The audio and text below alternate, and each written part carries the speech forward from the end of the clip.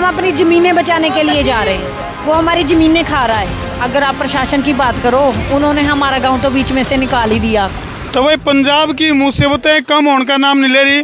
फिलहाल जो है थोड़ी ही दूरी पर सतलुज बांध है, जिस पर कि जैसे बांध टूटने की वजह से पानी जो है वो गांव की तरफ का रुख कर लिया है गांव वाले में, जिसकी वजह से काफ़ी अफरा तफरी का माहौल है। और ये तो हम देख सको किस तरह से माटी के गट्टे भर भर के, और सतलुज, हाँ कोई बात नहीं, ये इसको कहाँ लेके जाओगे जी? सतलुज लेके जाएंगे, सतलुज का जो बांध लेकिन बांध है ना, बांध टूट के गांव की तरफ नहीं आएगा। वो हमारी ज़मीनें खा रहा है। अच्छा, हम अपनी ज़मीनें बचाने के लिए जा रहे हैं। अच्छा, आप अपनी ज़मीनें बचाने के लिए, ताकि वो ना टूटे उसका प्रबंध कर रहे हो? टूटे नहीं, वो खो रहा है। हमारा जो बांध था, ये डीसी की नालायकी के कारण हमारा बांध गिर गया, पानी में बह गया, और हमारे 400 के करीब एकड़ जो खेत थे वो भी उसमें मिल गया दरिया में। तो आगे बिल्कुल, ताकि फर्दर ऐसा कुछ ना हो, इसलिए हम लोग जाल बना के अपनी तरफ से बिना किसी प्रशासन की मदद से तो हम लोग ये करने लगे। गांव की तरफ से प्रयास है। ये कौन सा गांव है? ये गौंसगढ़ गांव है। तो हमारे लोगों की उधर जमीन है, बहुत लोगों की। ये हमारा गांव, 2-4 और गांव इकट्ठे मिल। कौन से गांव है इसकी वजह से जो मुसीबत में, फिलहाल मुसीबत के मुहाने पे खड़े हैं? देखो, अगर आप प्रशासन की बात करो, उन्होंने हमारा गांव तो बीच में से निकाल ही दिया, क्योंकि हम हमेशा से लड़ते रहे हैं रेत माफिया के खिलाफ। अच्छा। यहाँ पे रेत माफिया ने बहुत उड़दम मचाया हुआ था, तो यहाँ से रेता बहुत निकालते थे।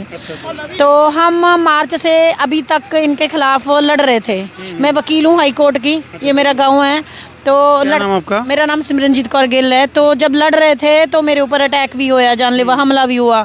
हम लोग ही लड़ रहे थे, माफिया के खिलाफ हमारे ऊपर ही पर्चा हो गया। ये हमारी सड़कें आपने देखी है, क्या हालत कर दी, बुरे हालात है। तो ये एक साथ में गाँव गौंसगढ़ है, ये हमारा इधर बूथगढ़ है गाँव। तो इधर हवास है, ख्वाज के, मांगट, ये सारे गाँवों के लोग मिलके ये हम अपने जो बांध तो दूर की बात है ना, बांध तो दूर था, अभी तो बांध खत्म हो गया। हम अपनी ज़मीनें बचाने की कोशिश कर रहे हैं। जो रेत माफिया हैं, जो क्या उनकी वजह से ये खतरा मंडरा रहा है? ये बिल्कुल, आज देखो 88 में भी फ्लड आया था, लेकिन ऐसा नुकसान कभी नहीं हुआ। 23 में भी आया था, ऊपर से बह रहा था पानी। तो इस बार क्या हुआ कि वहाँ से ये रेत इतनी ज़्यादा निकाली गई, जहाँ जो ससराली है, जहाँ पे बांध मेन टूटा हुआ है, खुर गया, वो एक पब्लिक माइन थी। तो पब्लिक माइन है, वो पब्लिक माइन में यहाँ पे मना कर दिया था कि यहाँ पे माइनिंग मत करो। और अगर जब माइनिंग करते भी थे तब भी सिर्फ कहियों के साथ अलाउड थी, मैनुअल लेबर के साथ, लेकिन वहाँ पे पॉकलैंड मशीनें चलाई जाती थी।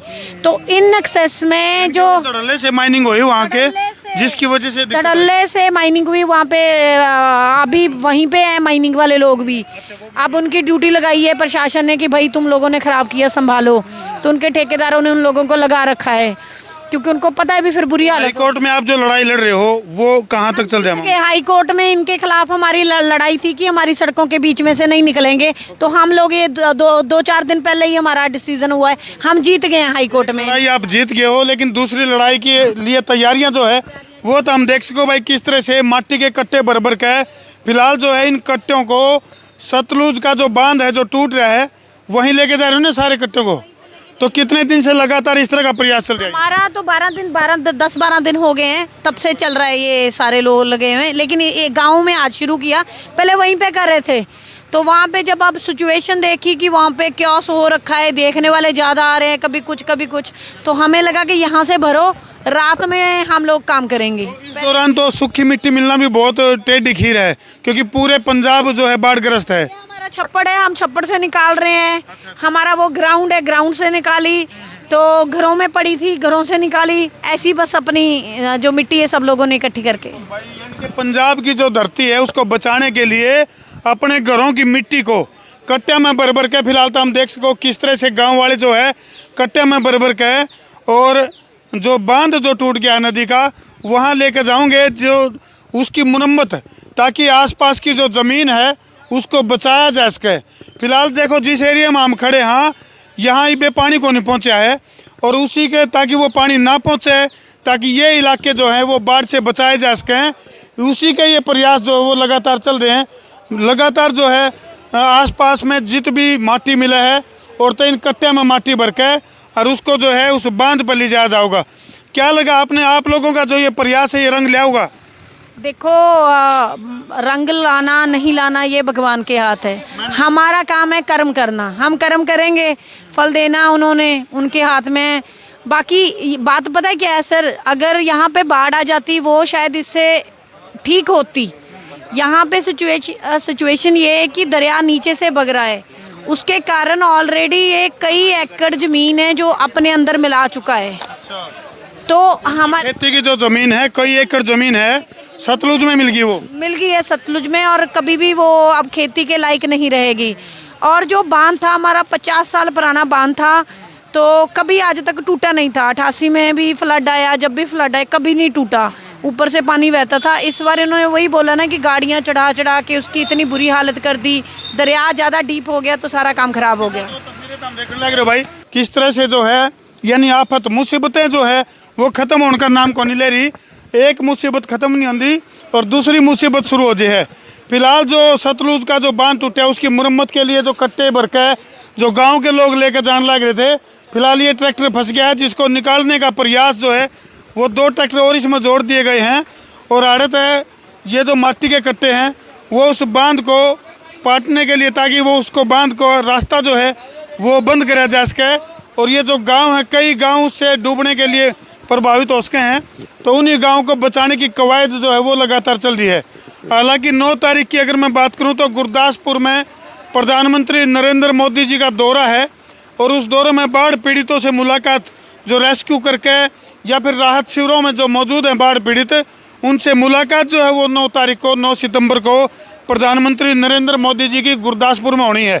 लेकिन फिलहाल पंजाब की हालात की अगर मैं बात करूं तो भाई 1.48 लाख हेक्टेयर जो ज़मीन है पंजाब की, जो खेती बाड़ी की जो ज़मीन है वह पूरी तरह से इस बाढ़ में बर्बाद हो गई है।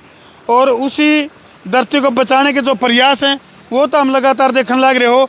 आसपास के जो ग्रामीण हैं वो लगातार प्रयास कर रहे हैं अगर भाई किसी न किसी तरह से गांव की जो फसल की जो ज़मीन है उसको बचाया जा सके और जो गांव है उनको डूबने से बचाया जा सके, उसी के ये प्रयास हैं। गांव के सरपंच कौन है जी यहाँ के? हाँ जी, सरपंच कौन है यहाँ के?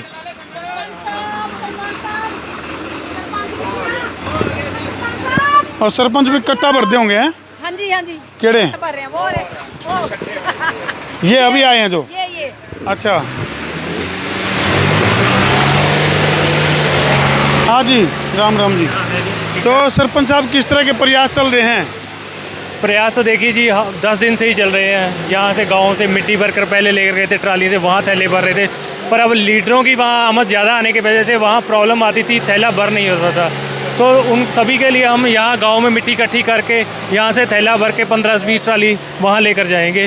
प्रॉपर जाल मंगवाए हैं, बाकी खालसा एड से भी हमारी मदद चल रही है। बगैर किसी सरकार और प्रशासन की मदद के आप लोग मतलब उनका आग्रह डर के आगे जीत है, जिद के आगे जीत है, जिद के आगे जीत है जी, बिल्कुल बगैर प्रशासन की मदद से हम जैसे अपनी फसलों को बचाने की जिद है, अपने गाँव को बचाने की। देखो हमारे, आप वहाँ गए होंगे, देखा होगा जो बांध बना हुआ है मिट्टी का, उसके अंदर वाली ज़मीन तो गई ही गई, उसके बाहर वाली भी 2.5-3 एकड़ चलेगी है और आगे बढ़ रही है।